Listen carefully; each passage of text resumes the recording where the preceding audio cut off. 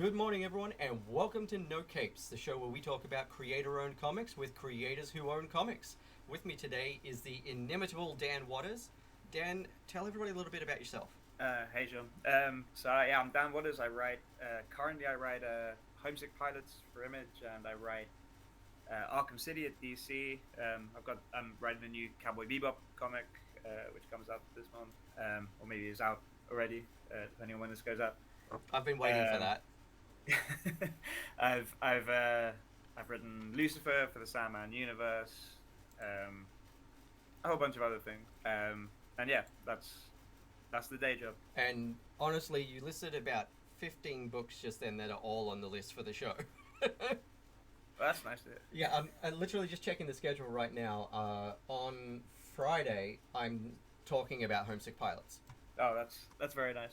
Yeah, I've been itching Thank since. you ever.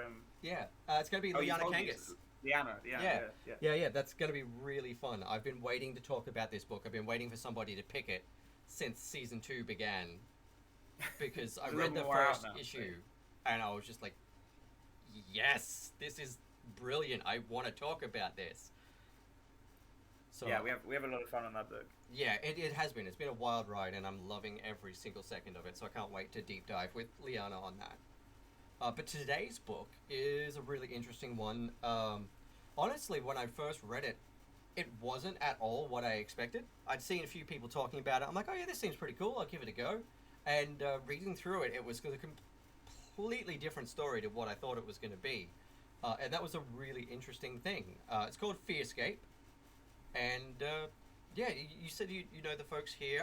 I'm familiar with Andworld Creations, but I'm not really too familiar with the other creators outside of this book. So Yeah, so Fearscape's written by Ryan O'Sullivan, who, yeah, cards on the table. I've kind of cheated a bit here because Ryan is a really good friend of mine and a member of my studio, White Noise, which is me, Ryan, Ramvi, and Alex Packner.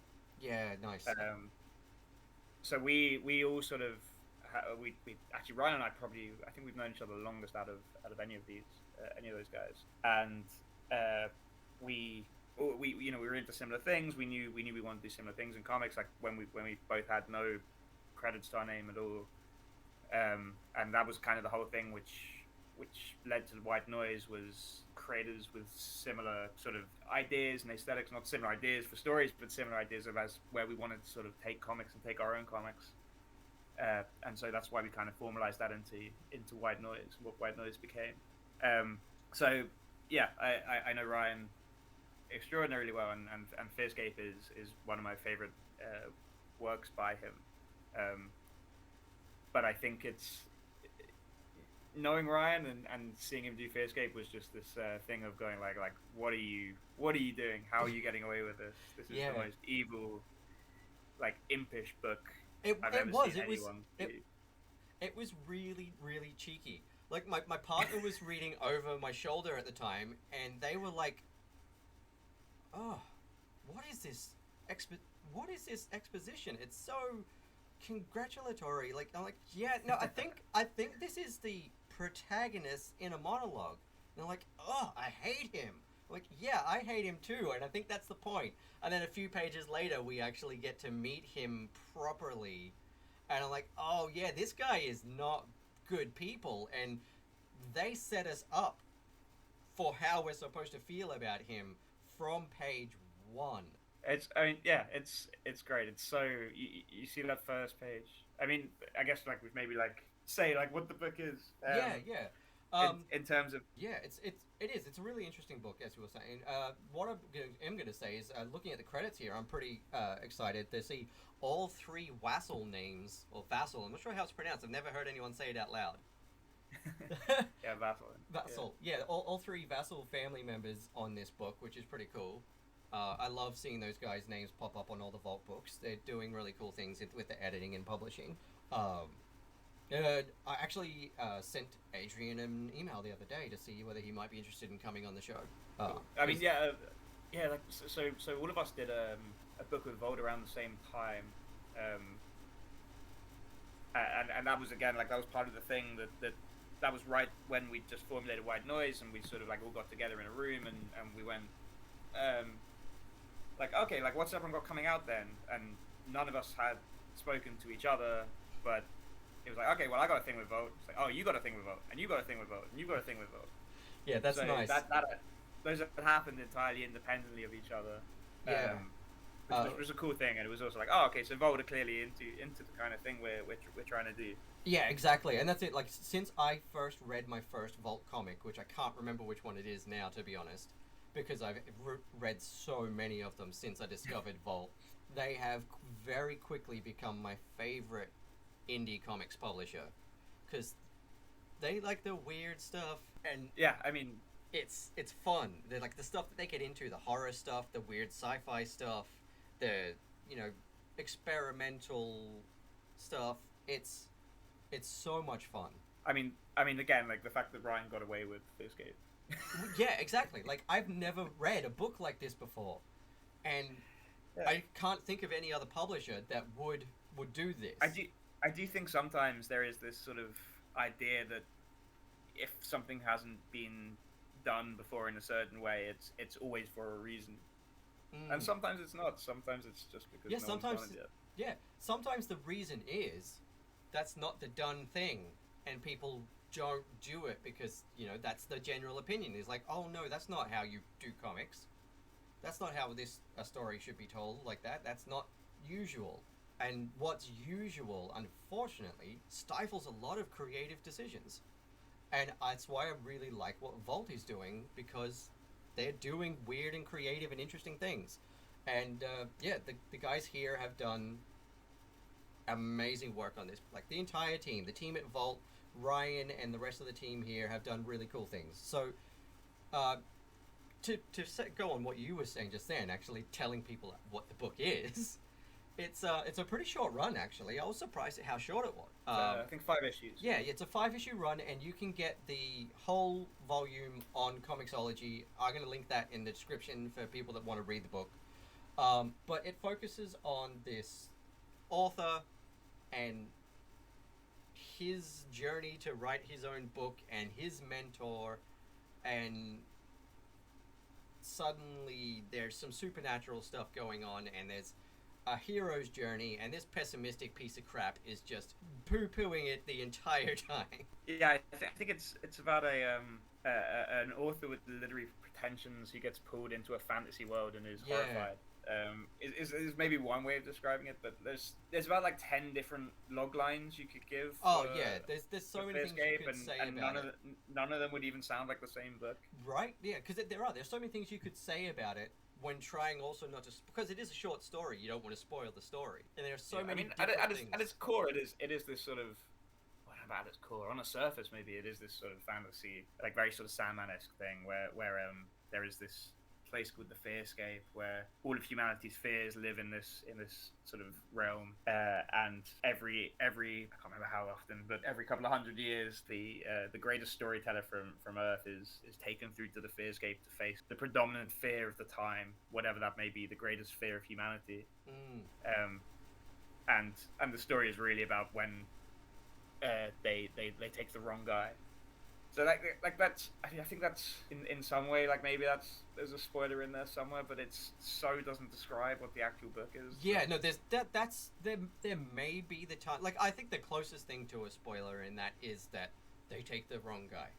But that's the thing, is like you find that out issue 1. Yeah, you were never going to believe that was the right guy. Yeah, you were never going to believe that this guy is going to be the savior of humanity. And it's, and everybody knows this guy.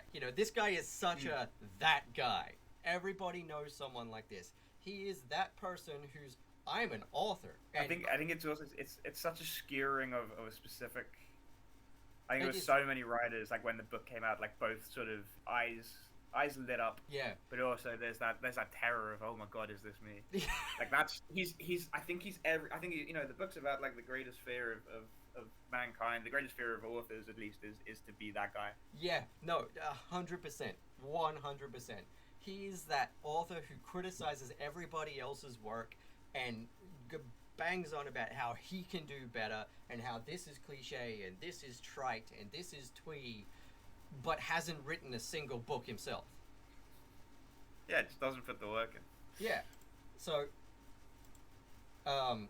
shout out to Andwell Design, of course, on the lettering. I absolutely love any book that I come across with Andwell lettering in it. I always know I'm going to enjoy the read process for that. I've had this discussion with people before, many times on the show, in that as far as my experience as a reader goes, good lettering you don't notice until the second read because it pulls you into the story and it's like it's all one cohesive work of art. But bad lettering, you notice that immediately.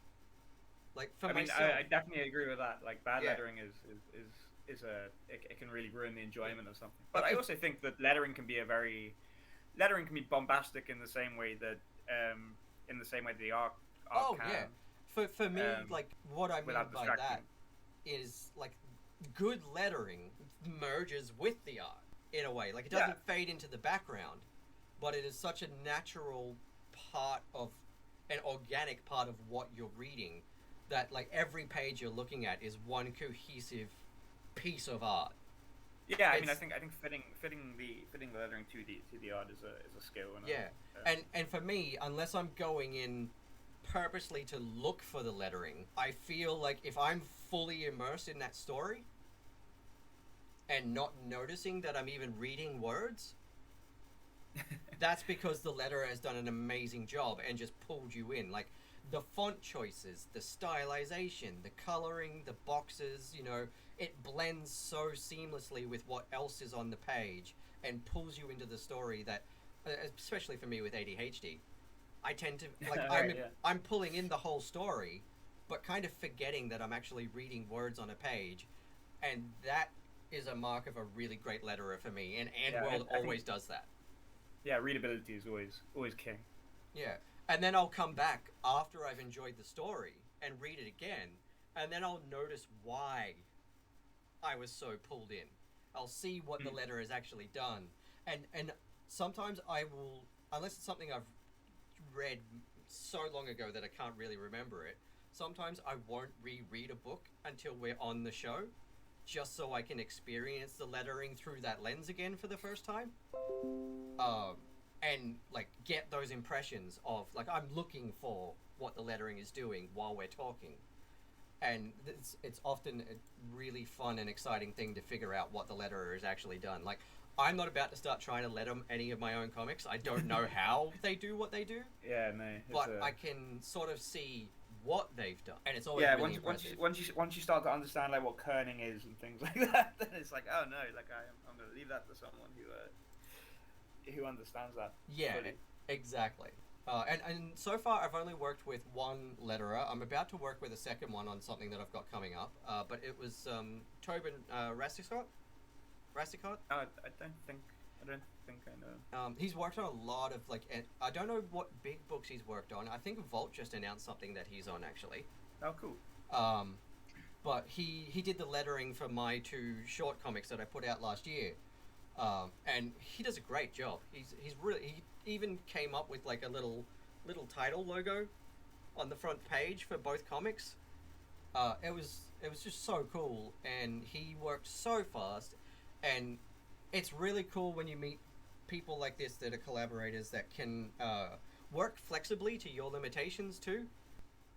He did this really cool like dark gray box with vibrant red writing for my Mothman comic. That's cool. Yeah, I mean, I've been working with Aditya Bidikar on the. I've worked with him a bunch. He's one of my favorite people. But on Arkham City, he was just like, I think I'm gonna give every Arkhamite, we've been calling them the escaped patients from Arkham Asylum, their own font and their own balloon style and their own entire new thing. Yeah. And there's like certain ones in there. He was like, I think I'm just gonna hand letter this. It was, Well, it's working. Worth their weight in gold. I remember I read I can't remember right now if it was like an issue 1 or if it was like the preview issue in one of the Urban Legends or something. I can't remember how I found out the first part of that, like the introduction to Arkham City being a thing right now. The old ADHD brain is killing that memory. We did the Azrael story in Urban Legends, Yes. which led into. Yep, that was it. Yep, cool. Thank you for refreshing my memory. I knew I'd read the lead up to it. Yeah. And that was so cool and got me really, really excited for it. Are the issues of that out yet, and I've just missed them, or are they coming out for the first? Issues 1 to 4 are out. So we've got 2 more. Okay, and I've just somehow managed to miss them. All right, I will be going on to Comicsology to get that right up. It is, and that's it. I'm keeping track of so many indie books right now that keeping track of Cape books has become really difficult. But yeah, I mean that's another book where it's been really cool to do, and so it was my my editor from Lucifer, Amadeo, who sort of put this project together with me, and I'm working on that with most of the team from Coffin Bound, which was really cool. Nice. So we'd done this sort of image book and done this sort of indie thing, and then to take that same team with a very uncompromised aesthetic. That was a really fun one to talk about, actually. I think that was season 1. I talked about that with Lonnie Nadler. Yeah. Oh, yeah. No, I saw that. Like, and yeah, shout out to Lonnie, because that was extremely kind and very nice to hear people saying nice things. Yeah, and it was really fun, and like my first read through, because what is going on? So this first page with the formalism grid was what like first got me like, okay, so what the fuck am I reading? Yeah, I mean, you've got a book that's beautifully drawn by Andrea Mutti and colored by Vlad Popov, and the first page has nothing on it. Yeah, it's except for a 9-panel grid. Right? It's just white boxes. But it's also really fascinating just to look at in its whole. Like, when I went through it, Comixology put me through the guided view. Yeah. And I was reading I hadn't read it like that. Yeah, I was reading it in bed, so at the time I'm just like, I couldn't be bothered fiddling with this, and I'm reading it on a little tablet, so let's just get the big boxes up. But looking at it as a whole arrangement, even though it's just white boxes and text, there is something compelling about it. I mean, then there is an argument for the 9-panel grid as well, as that even with nothing in it, it has a sort of it has at least it's pleasing to the eye. Yeah, exactly. It is. It's just kind of pleasant to just have there. Yeah, we're creatures of threes, so it's 3 and 3 and 3. But yeah, like the whole first page just being a skewering of the very idea of the 9-panel grid. Yeah, that was when I was like, okay, so where it really lays out a sort of mission statement for what this book is going to be, where it's just this. And again, it's also like it's a debate that I've seen and had. I've seen hundreds might be an exaggeration, but I've seen a lot of comic creators have this sort of debate about whether the 9-panel grid is intrinsically kind of good, or if it is just because we associate it with certain classics that we obsess over it and use it as a sort of shorthand for saying that we're doing something impressive or doing something special. Yeah, I know what you mean. So I think the fact that this page it has the 9-panel grid, it puts nothing in it except for words, and the words are this narration. It's the first thing we get from Henry, the awful protagonist of Fearscape. He's the worst.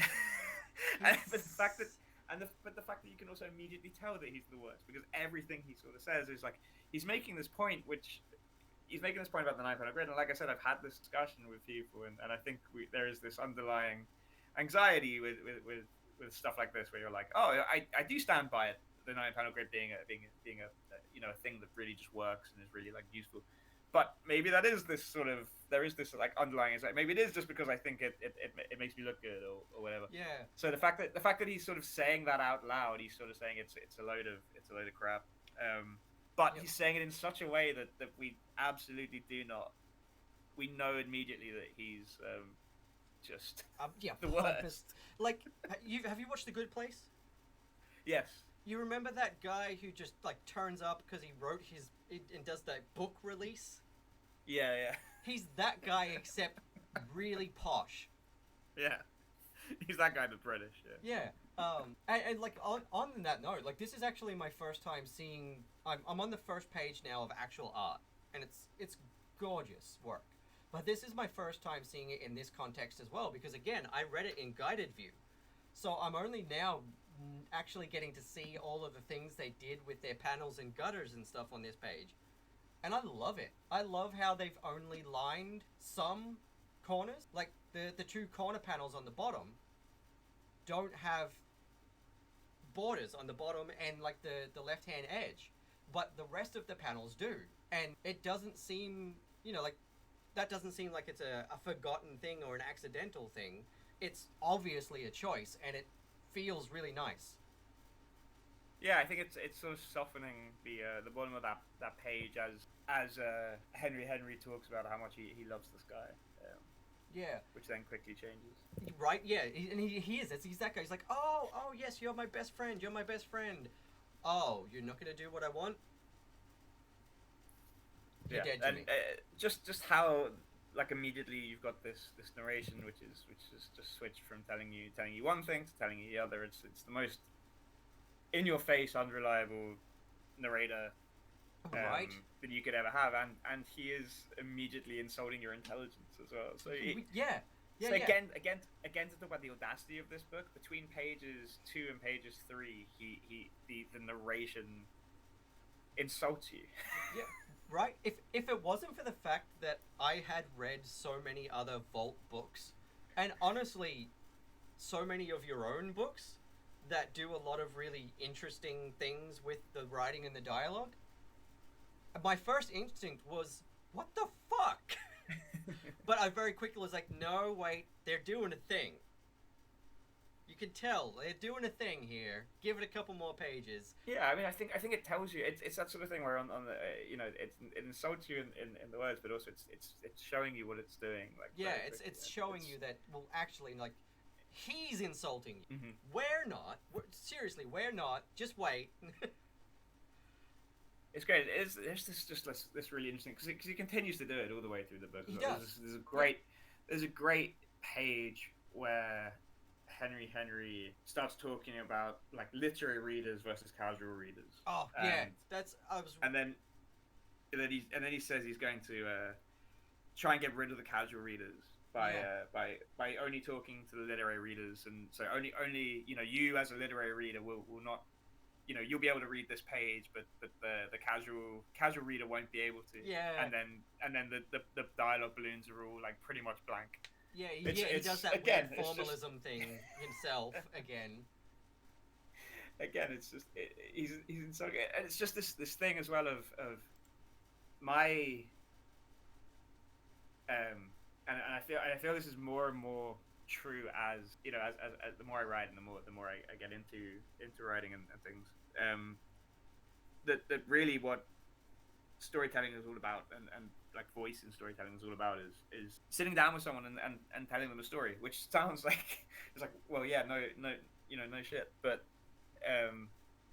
it's really, like, I think people forget that a lot, because it is you're sitting down and you're creating something that people want to spend time with, which means your voice and things is something that people are going to want to sit and listen to, for one of the better word. Exactly. Want to read.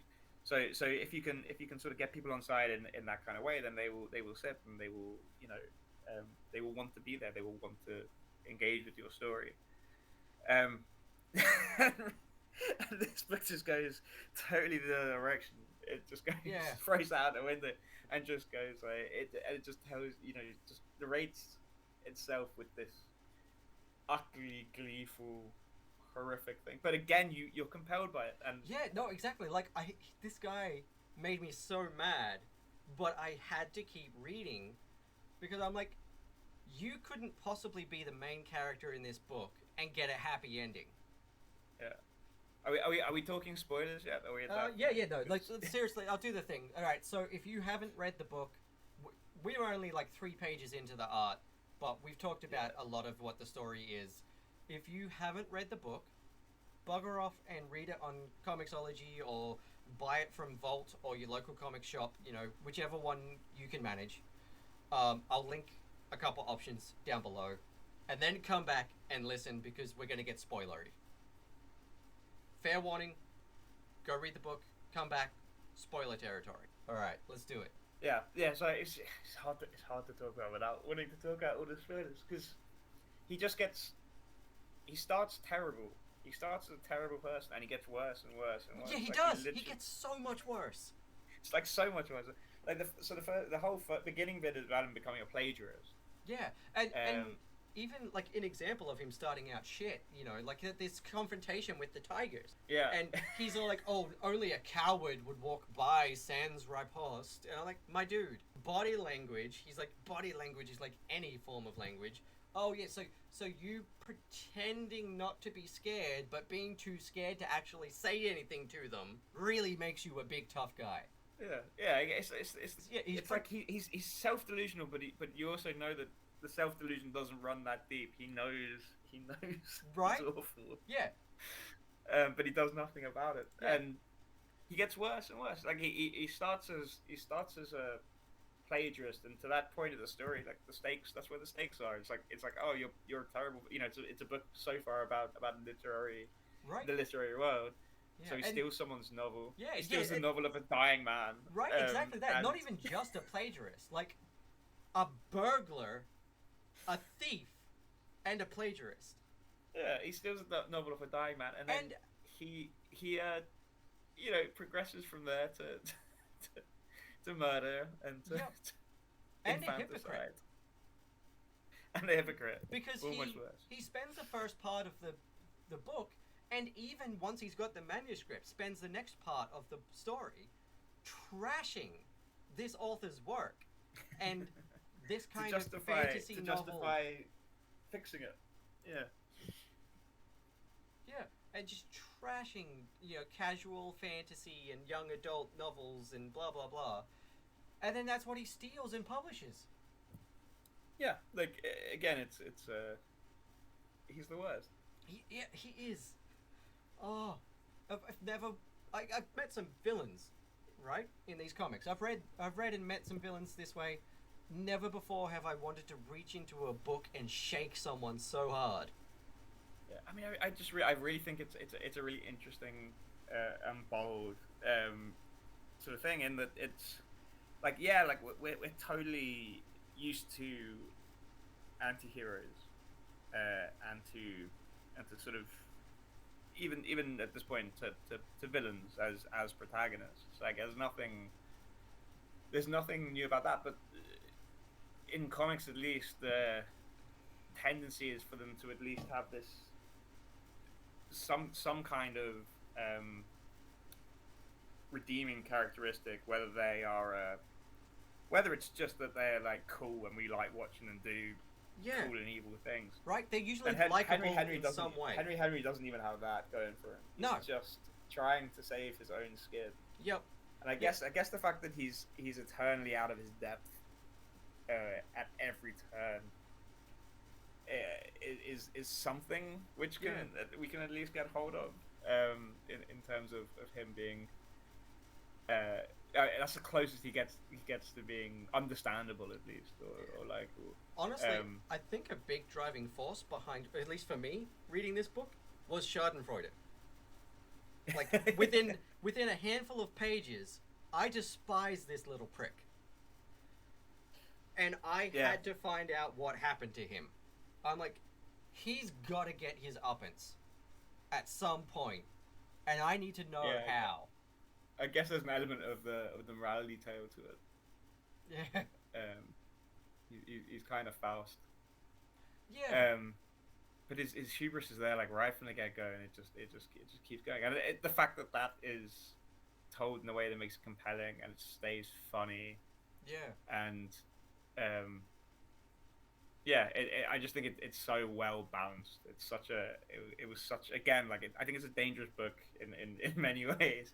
I think it was a dangerous thing to attempt as well. It is like a book like this that does this sort of thing. Like, not only is the main character so goddamn unlikable, but like via the main character's voice, actively insults the reader. It's so gleeful. It knows exactly what it's doing. Yeah, like there's such you can There's picture. such a joy to it. I can picture Ryan just going as he's typing this line, just going, "Yeah, this will get him." Like Yeah, it's just entirely. It's how it feels, but like it's so compelling, and like you said, that is such a dangerous thing to attempt because that could have been the knife in the back of this book, but it wasn't. They did such an amazing job and made such an enjoyable and exciting and interesting story that I just had to keep going. Like I read this in like 2 hours. yeah, I mean, it's. I sat down. Like it compels you. It really has this like driving, and also I think like which maybe like it would be easy to fall by the wayside and stuff like the fantasy world is fantastic in it as well. Oh, It's it is. really It's so like interesting. you could have done this book totally straight and it would have worked as well. You could have done the story of the sort of greatest storyteller, and the art is all there as well. It's fantastic. Like the hero of 1,000 faces. Yes, I love that character. I love that design. Yeah, all of it, but all of it as well. The heart and the legs and the mind, like those. Yeah, that was sort of chorus. that was a very cool concept. Yeah, it's it's great. It really is. It's like up there with some of the most interesting sort of world building I've seen in comics. But it's so, again, so like it does these things, but it just uses them as these way for Henry to get worse. Yeah, and honestly, something I want to touch on real quick is this page. I'm not sure. Let me see what number it is. It's page 16, where the Muse first appears. Yeah. Oh yeah, yeah. And this is our meeting with the Muse. You know, the mythical, magical source of inspiration to creators universe-wide. And we don't even get to see her face because this little prick is talking over the top of her immediately and gloating about himself.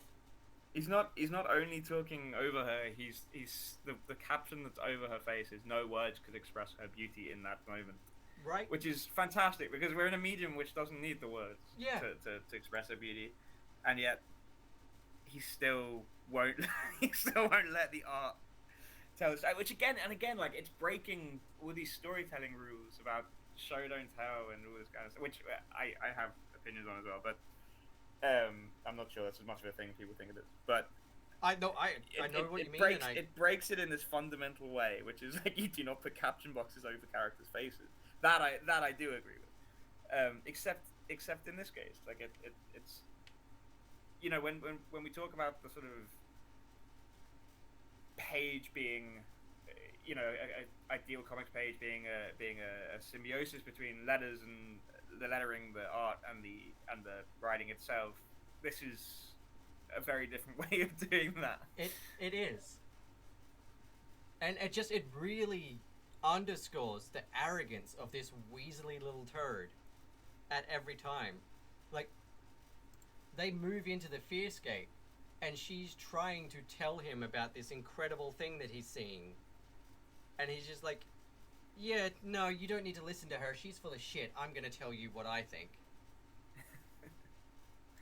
Which, you know, it's his story, but whether it should be or not is another question. Right.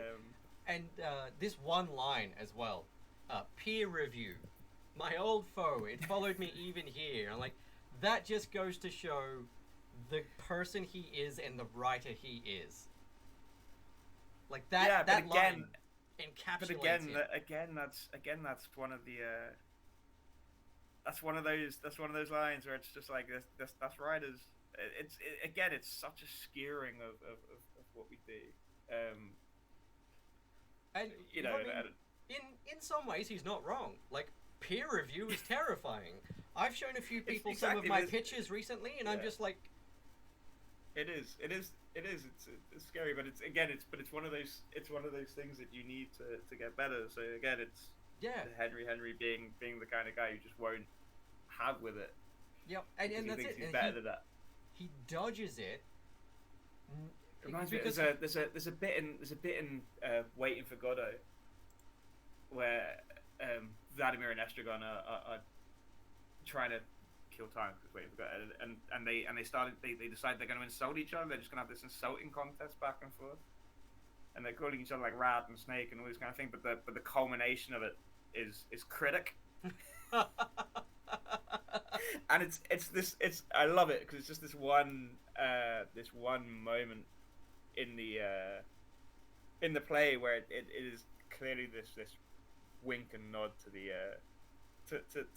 audience, but also to sort of Beckett's peers and to the critics in the audience as well, where it's the worst thing they can imagine, despite being these two sort of working tramps is still a theatre critic.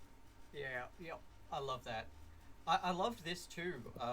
Like the first fear that we meet, and it's just a seemingly harmless little rat, but it symbolizes the bubonic plague. Yeah, I was rereading this today to sort of refresh myself before we did this, and I was like, oh, that hits now. You're right. Yeah, I was reading that going. Yeah, that part hits different in these times. And then we meet the guy who rescued us from that fear, and he's just kind of being consumed. And I do remember Ryan being obsessed with Petrarch around this time. He kept like bringing me quotes and stuff. I was like, yeah. Makes sense. I love the design of the muse and just how no matter what, she is just this vibrant entity moving throughout this drab landscape. Yeah, I mean, yeah, it's she sort of stands out at all times. I think it's the idea that she's this beacon, but it's also again like I think leaning into the trope of having these sort of fantastical and wonderful magical characters and all this sort of beauty and joy, which would be, potentially there in the Fearscape, and it's just instead just all gets bogged down in ego and right. And that's it, crap. Isn't it? Like she is this vibrant, incredible being walking through this drab landscape, but that's the thing, isn't it? Like she's the spark of creativity, but ego and anxiety and arrogance and intellect all here in the Fearscape, and it's so drab and just outnumbers and surrounds this little spark of creativity. And I guess that's why it's the Fearscape, isn't it? Because like those things could very well destroy anybody's creative drive if they get too much. Yeah, I mean, I think I do like again. This goes back to the idea of this could have been done entirely straight, and it's such a rich concept to begin with. The idea that storytelling would be born in the Fearscape. Yeah. The idea that the greatest storyteller has to go and destroy the fear, because what are stories other than things we tell each other to try and explain the world, and the world is terrifying. Exactly.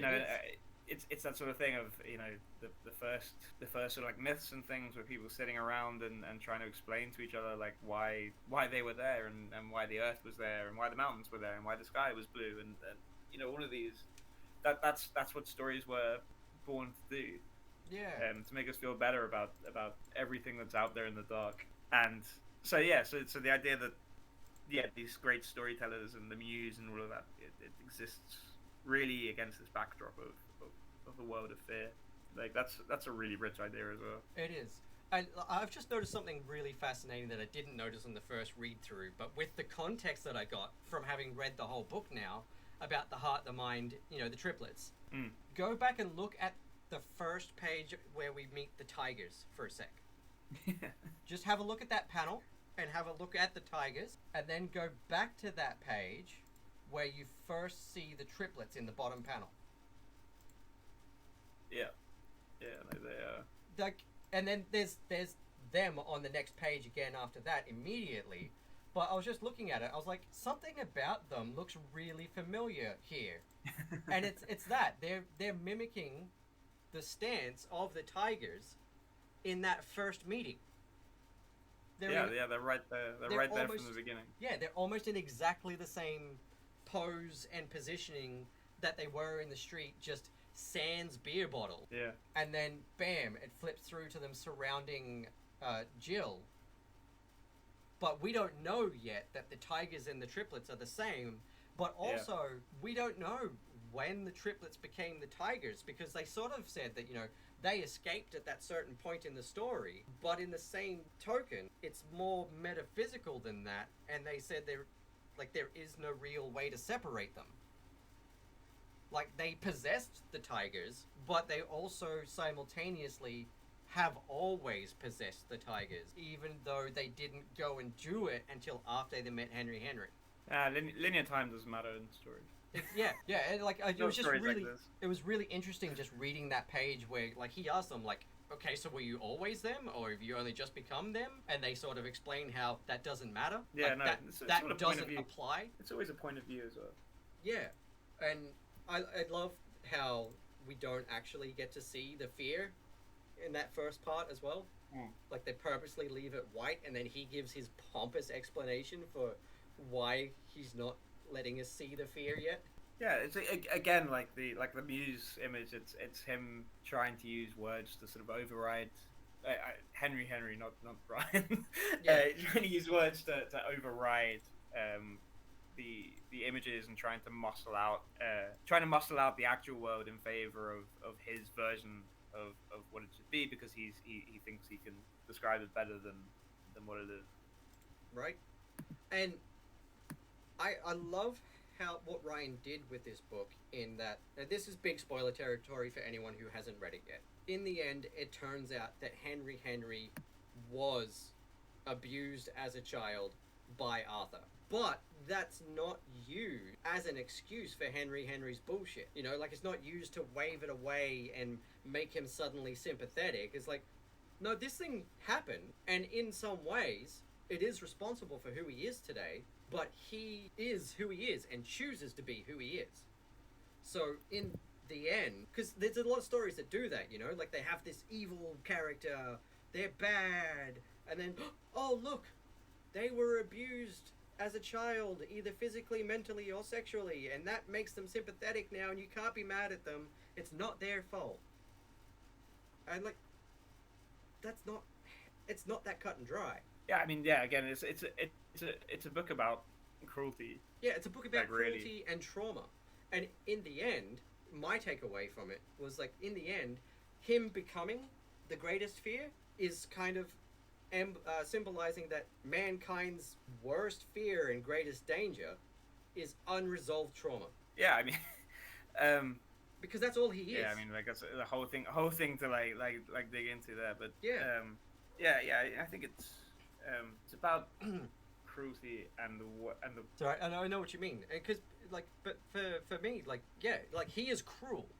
He had cruelty done onto him, and he does cruelty onto others. But again, it's not a reason. It's just it just kind of is put there, and I think it's dangerous for us to, and I think this is, we think in narrative, and again, like I was saying, we think in narrative, and we think in terms of cause and effect. Exactly. And stories.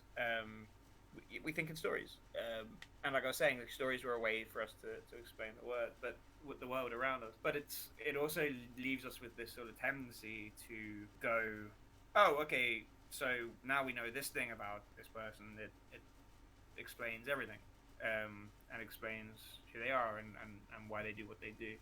Like, I remember doing a story, I think one of the first superhero comics I did, and it was about a villain. It was a Year of the Villain thing. I saw someone get kind of upset that I'd written this story in which this character had sort of portrayed themselves as sort of like virtuous in their own way throughout the story, and then they turned around and did something horrific and essentially abusive at the end. And this sort of person was going, why would you make us feel for this character the whole way through the story, and then have them turn around and do something terrible? And it's like, well, I mean, it was Year of the Villain.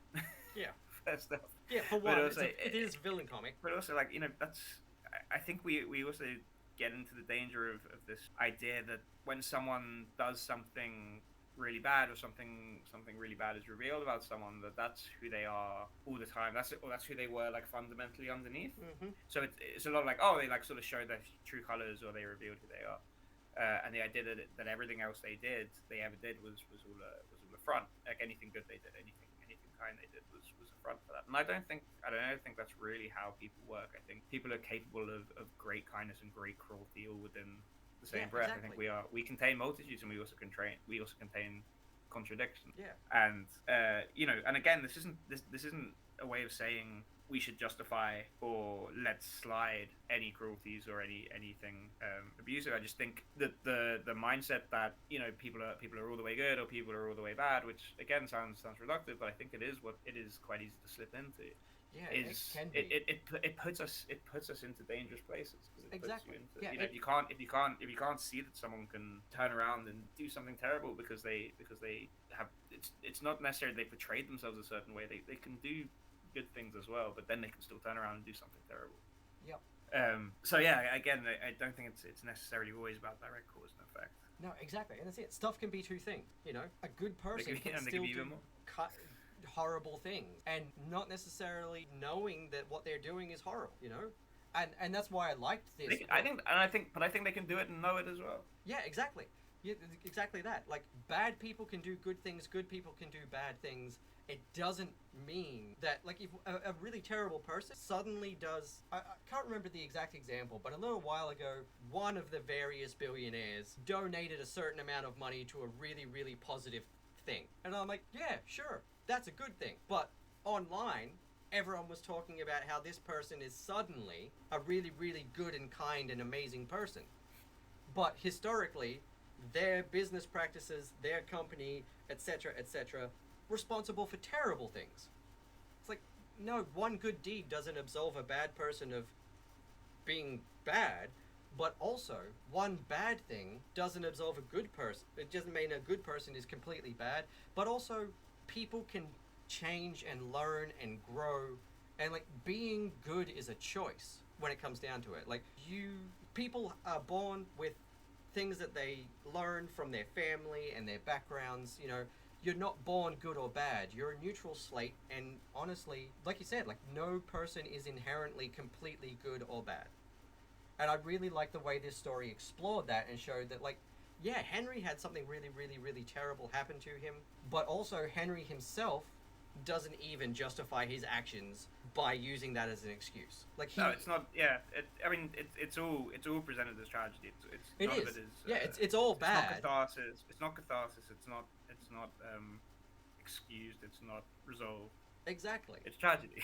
Yeah, exactly. Like, and that's what I really loved about it, because like, so many stories I've read have revealed the villain to have had this traumatic past, and they're just bad because of this thing that happened to them, and it's not their fault, and you should sympathize with them. But I mean, like, I did sympathize with Henry in the way of, that is terrible. That should not have happened, and that is not okay. But also, literally everything that you have done, including the murder, the stealing, the misogyny, it's all terrible, my dude. Like, you've made some real bad choices to get you here, and all of those choices are not related to this thing. And you know it, because you just said it yourself. Yeah, I mean, yeah, it is not an upbeat ending. You can say that, like, you can say that much, but... Yeah.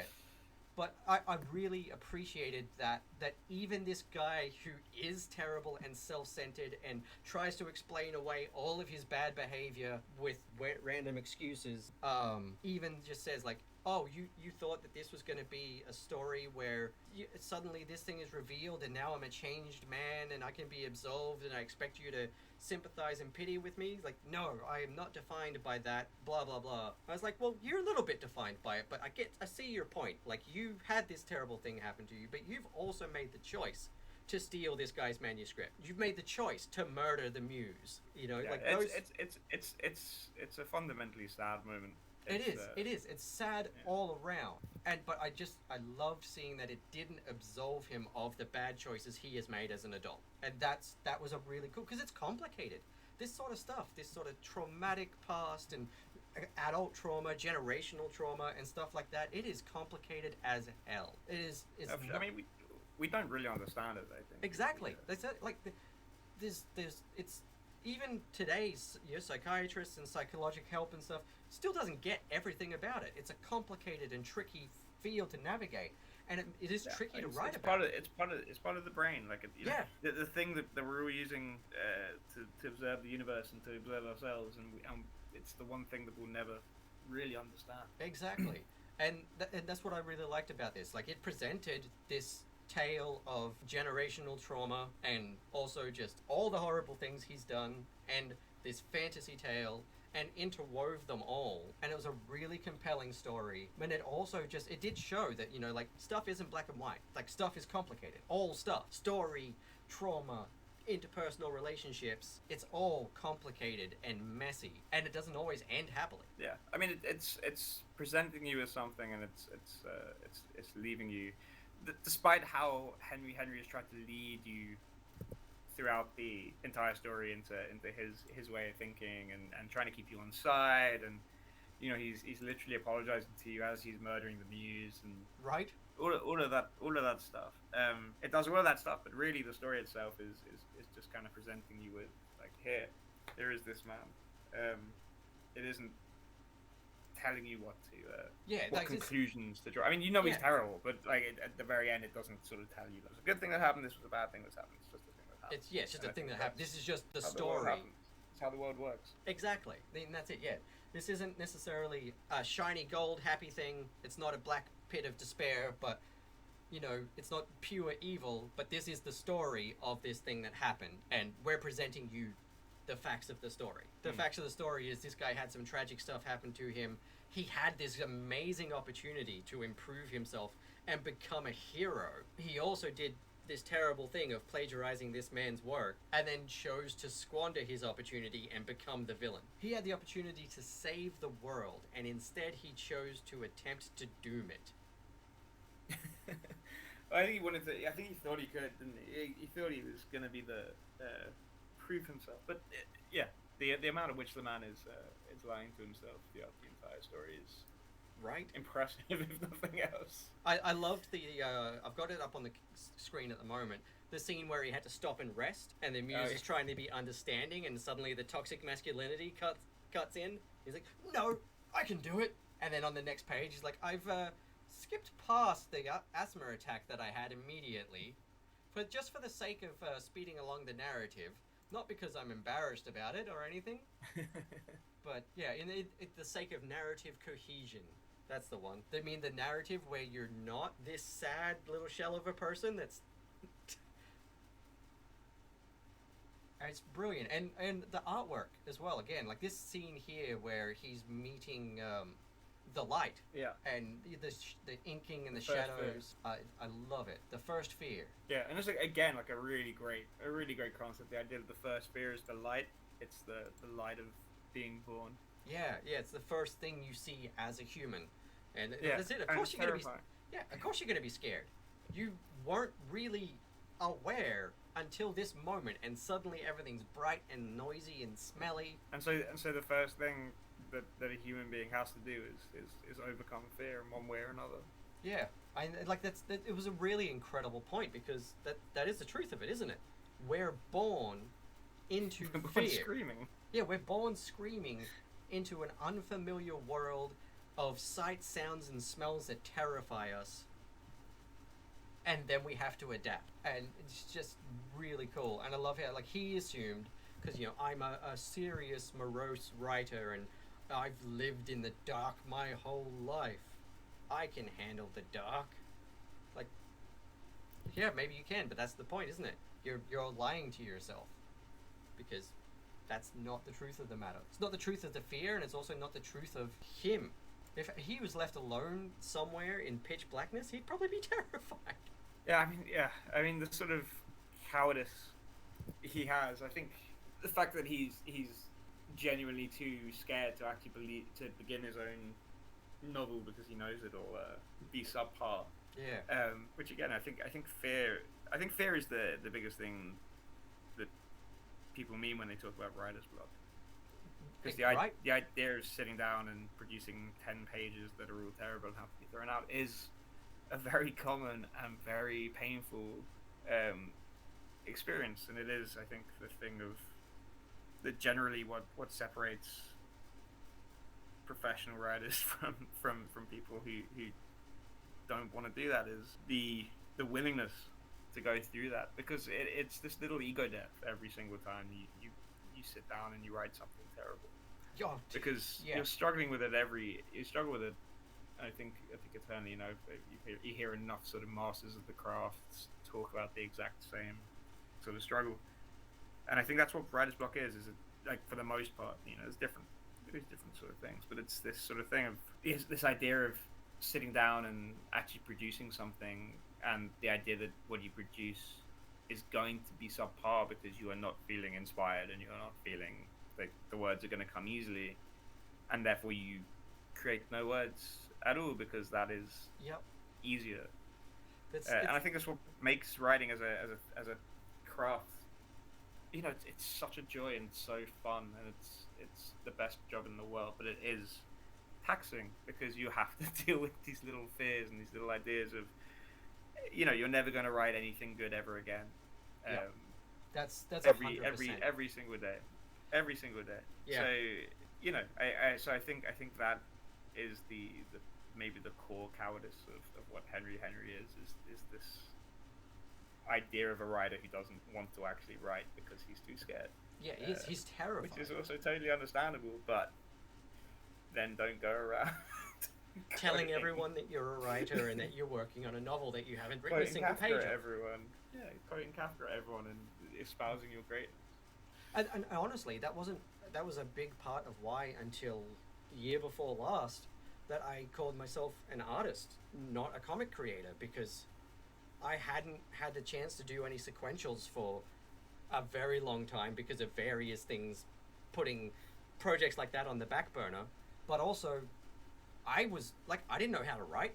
I'd looked at something that I'd written in high school a few years after getting out of it, and I was like, oh, this is awful. This is god awful.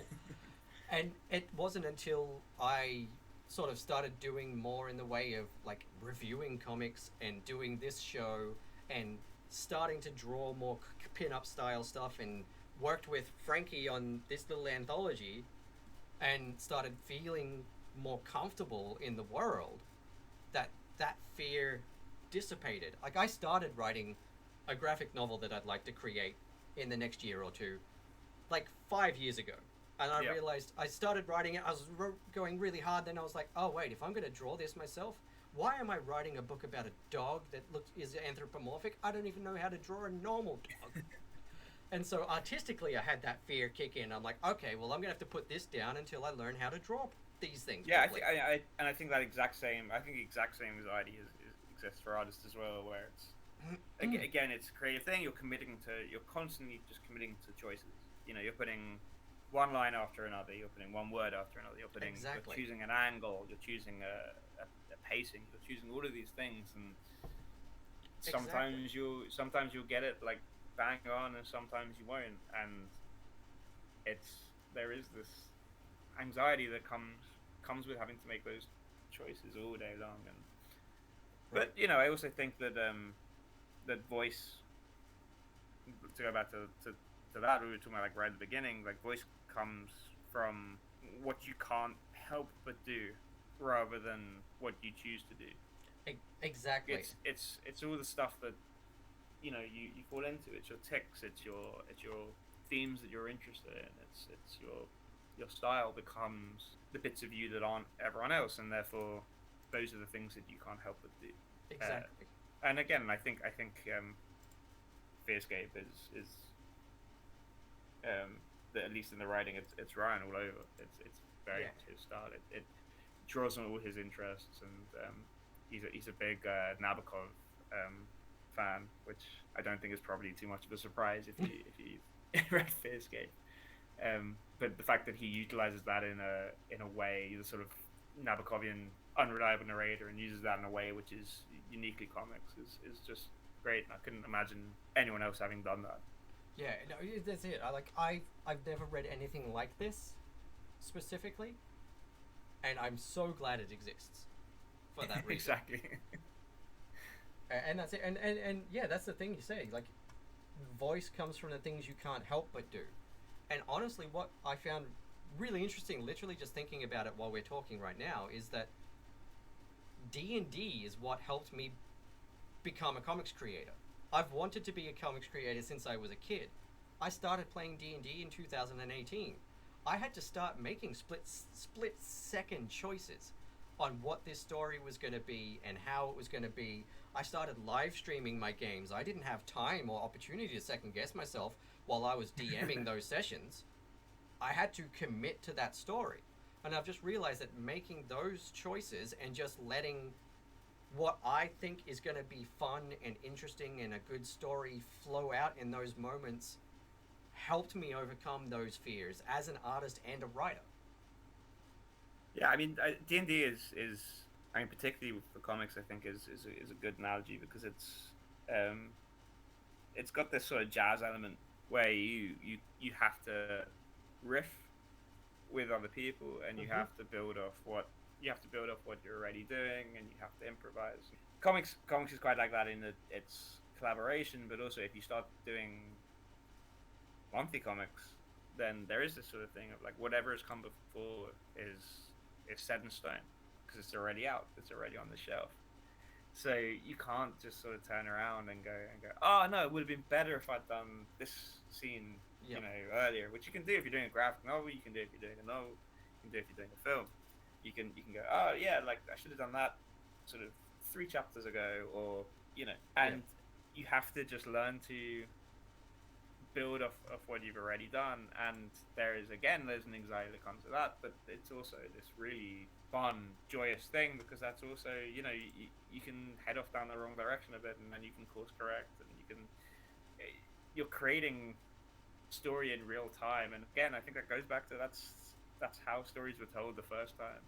Yeah, exactly, and that's it. And that's it. It was all vocal originally, so yeah, like these stories were being created and told and adjusted in real time. And I mean, every time they were retold, maybe they were a little bit different, but the story itself, continuing, was beholden. Yeah, and it's going to start a little shaggy around the edges, but it's okay because these stories are still things that are remembered and loved, and you know, yeah, they get honed over time. You know, the sort of stories that started in the oral tradition, the myths and the fairy tales and everything the Grimm brothers then sort of solidify. But so that's where my mind goes when I think of early stories. Is it needs to be all the sort of Germanic stuff that the brothers Grimm picked up. But yeah, like they couldn't have existed in those forms if they hadn't existed in these rough forms before that. So it's a very freeing sort of thing. Is you just have to tell the story the best you can right now.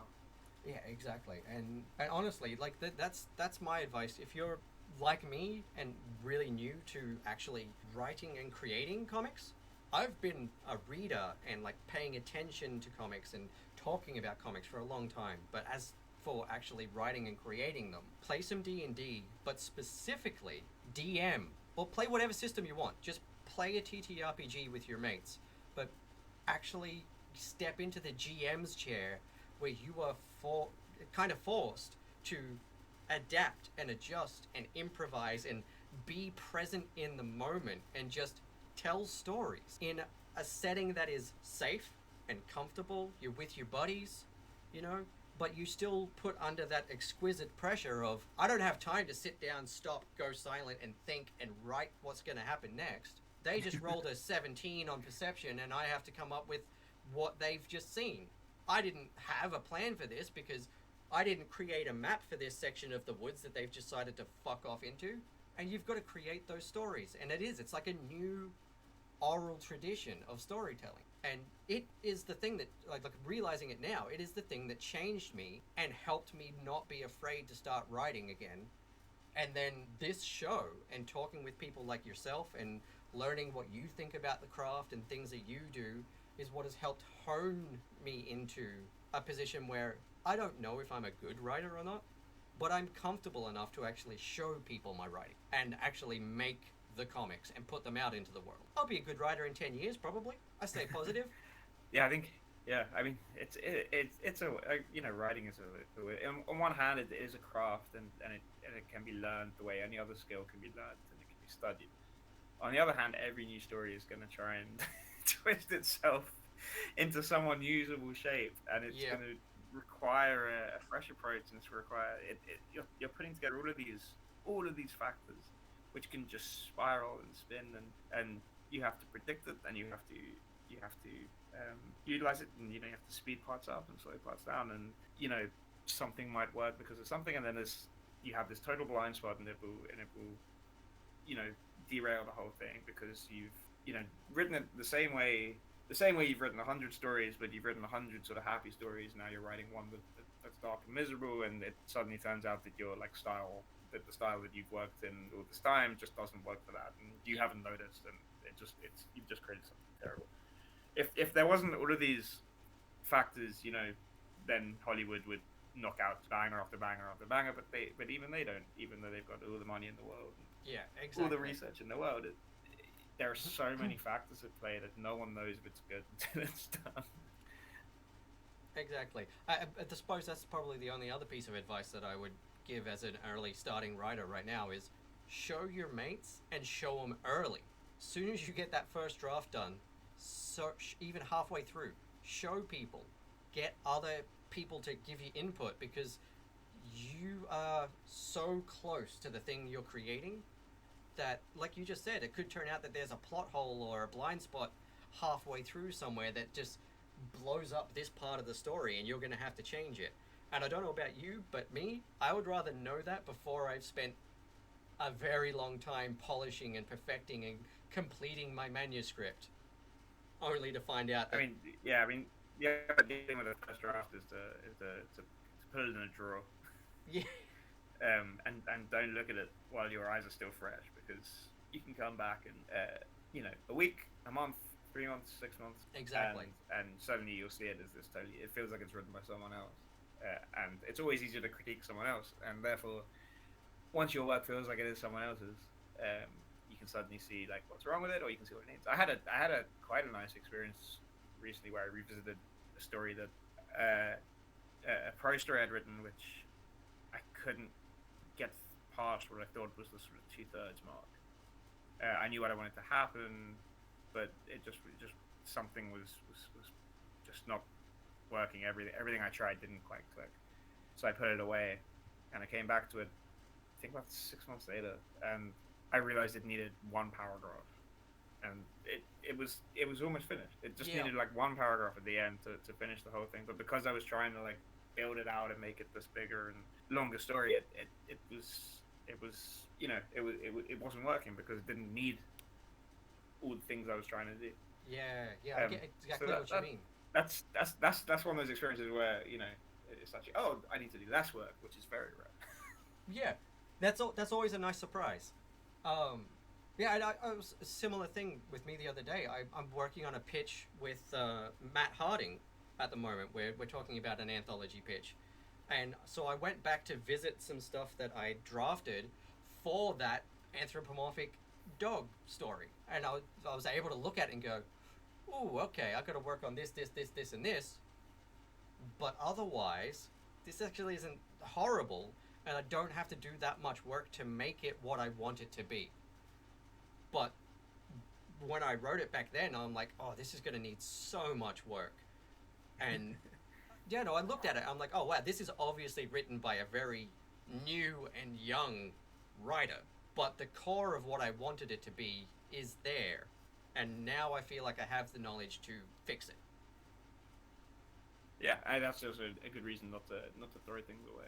Yeah, The amount of good ideas that are nestled in old draft folders. right. I'm never, ever, ever revisiting that superhero book that I wrote in high school. Yeah, there are limits. There are limits, but I am glad that I didn't throw out any of the stuff for this graphic novel just because I didn't know how Yeah, to draw it or whatever yet, or I didn't feel like I was a good enough writer yet. I'm like, no, I will be. We're gonna keep all of this. We're just gonna work on world building, and in high school I just read dozens of alien knockoffs. yep, yep, I get that. don't even know why. I don't think I was even particularly obsessed with that film, but every time I wrote some riff on there. Yeah. I guess it's just something about the theme that stuck with you. Yeah, I mean, I can talk for hours about that, but we've really done that about Fearscape. That's all right. There's always season 4. Exactly. Yeah. the movie season. Well, on that note, though, we are approaching the hour, so let's take a second.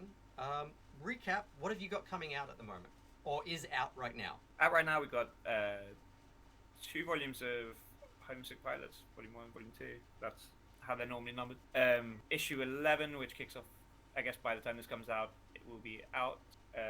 So that starts our 3rd arc, and we're having so much fun with that. It's haunted houses and punks and mechas and ghost house horrible mechs things. And built, I was horrible ranting things about built it. out of ectoplasm. Yeah, I was ranting about everything about that last night to my partner when I was telling them who I was talking to this morning, and I was just ranting about Homesick Pilots for like a good 10 minutes about all the things that I loved about it. And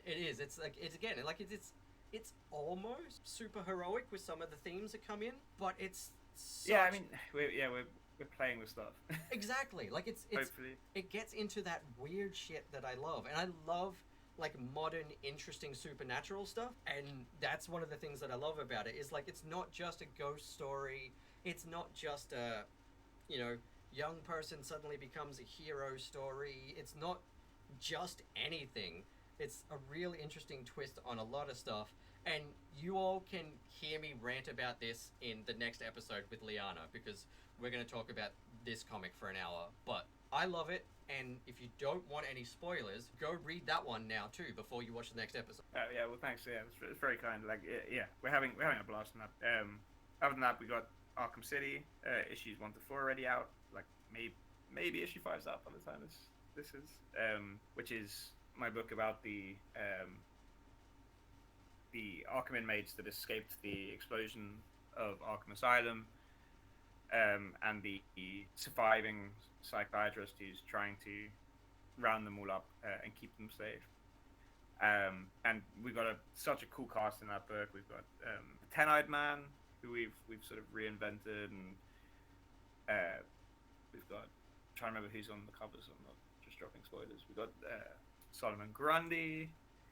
We've got Professor Pig. We've got Mad Hatter. All causing all sorts of chaos throughout Gotham. And that book's drawn by Danny, who was my co-conspirator on Coffin Bound. So that's been a real blast to sort of bring our sort of established team and sort of upend Gotham City a little bit.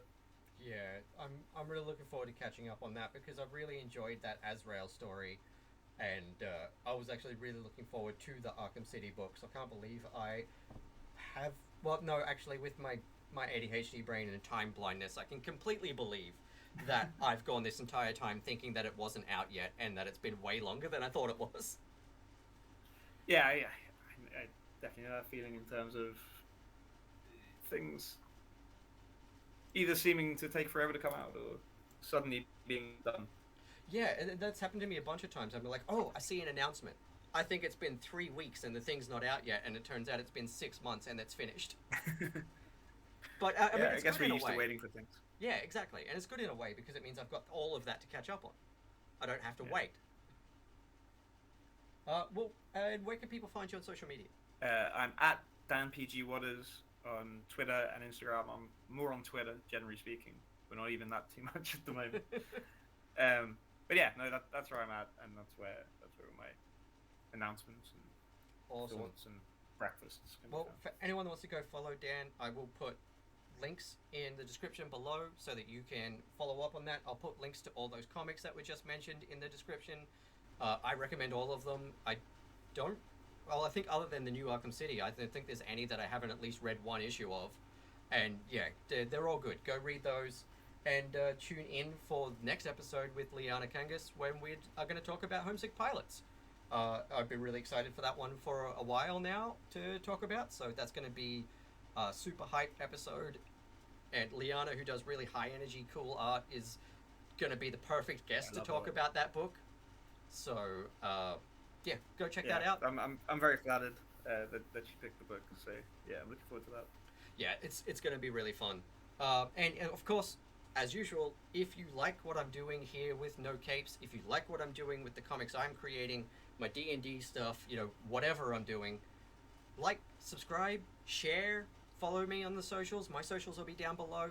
And of course, go and subscribe to Patreon if you're so inclined. You will get access to all the episodes early, and you'll get access to behind-the-scenes peeks at scripts and bloopers and early edits and stuff of all the episodes, and playtesting copies of all my games and D&D adventures, and help me keep making content like this so I can keep having cool people like Dan on the show. So that's No Capes for now. This is the show where we talk about creator-owned comics with creators who own comics. I am Sean Sunday. This is Brain Beast Studios, and I'll see you next time.